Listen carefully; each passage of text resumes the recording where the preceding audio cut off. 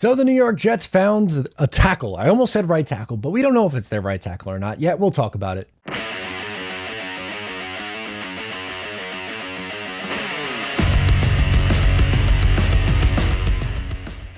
Hey, what's going on? Matt O'Leary back with another video, and we're talking Duane Brown signing. Before we get started today, you know what the drill is. Find me on socials, Matt O'Leary NY.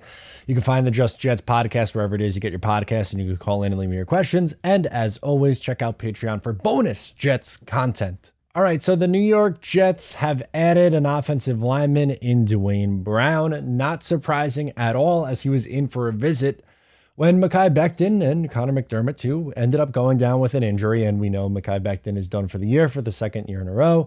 And supposedly Max Mitchell was like, hey, maybe we'll start Max Mitchell. And for like a hot second, everyone was like, yeah, let's do it. Let's start Max Mitchell. And then Duane Brown was signed, and he's like okay, we got a professional guy in here who's ready to go and play right now. So here's the breakdown. Here's the deal. 2 years, $22 million. We don't know how this deal is structured as of recording this. Now, a couple of things could happen here. So it could be either super front loaded, which is probably more than likely, and they can get out of it, after a year, or instead, maybe it's split a little bit evenly and the Jets actually want to stick around and keep Duane Brown.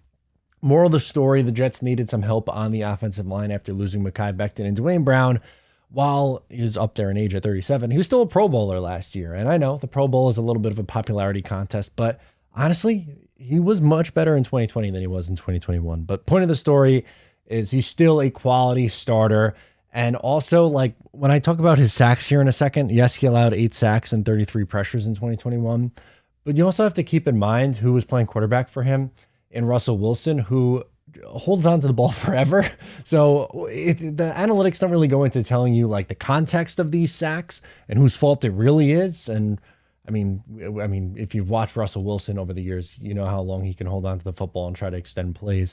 And yeah, Geno Smith came in and played, and we know the drill. But 8 sacks, 33 pressures, which isn't great, obviously, but I think this is just something that brings stability. You feel a lot more comfortable with Duane Brown because he's more of a known commodity than what you have on the roster. Chumadoga, we've seen enough of him. We know he's not the answer. Connor McDermott, saw way too much of him. You know he's not the answer. Max Mitchell, 4th round rookie, probably more of a developmental guy.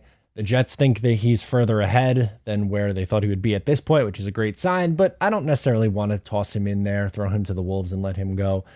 The issue now, if you want to call it an issue, is who is playing left tackle and who's playing right tackle. Because Duane Brown, at 37 years old, as a veteran, like a very, very, very veteran guy, has exclusively played left tackle, hasn't taken any snaps at right tackle. So that would tend to make you believe that he would play left tackle. And I guess you're moving George Fant over to right tackle. But at the same time, Fant more productive at left tackle than he was at right tackle. He also wants to get paid in a new contract. So it makes things a little bit more interesting. If I were to guess, I'm thinking that they're going to end up sticking with Duane Brown at left tackle and then have George Fant go back to right tackle, which is where he was in 2020 and started out in 2021.